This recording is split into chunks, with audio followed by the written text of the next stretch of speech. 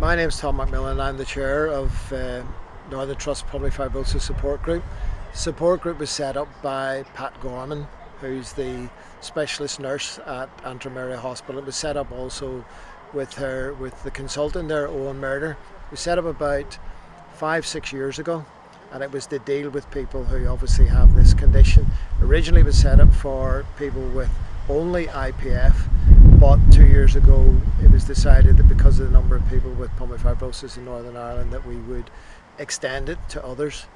Since then, the support group initially would have had numbers of maybe a dozen. A busy meeting would have been about 20 at a meeting. Now we have over 70.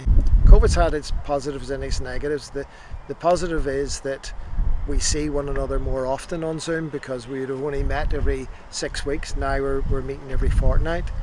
We've started up a carers group as well, so we've got the support group, but we recognise there's a problem with the families who are dealing with people with this issue, because after all, this is a condition that is terminal, and the people who are diagnosed with idiopathic pulmonary fibrosis are given a life expectancy between 3 and 5 years. There's no cure for this condition, so that means there's no medication you can be given. All that will happen is that you may be given some to help your cough, suppress your cough, and these people have reflux problems from their tummy into their lungs, so they may be given medication for that. I liken it to a cancer patient going in to see a doctor, and the doctor picking up an x-ray of your lungs and saying, "Do you see that little black spot on your lung? That's cancer." And what we're going to do now is we're going to start some chemotherapy followed by radiotherapy, etc., etc.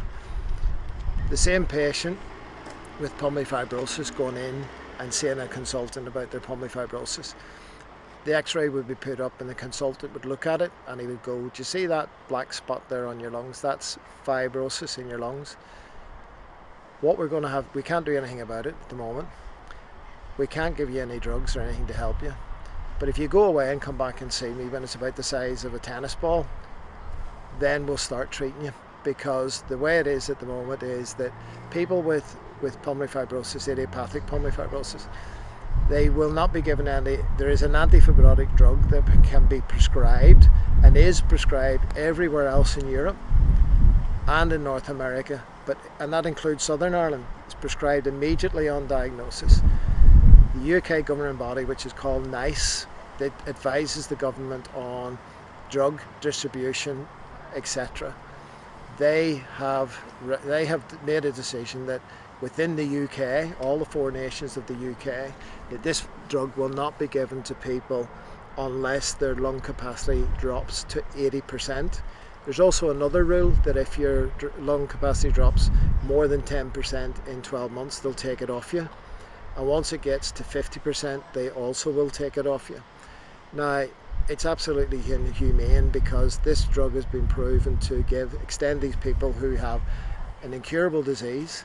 It's given them another 3 to 4 years on their life, but yet they won't prescribe it.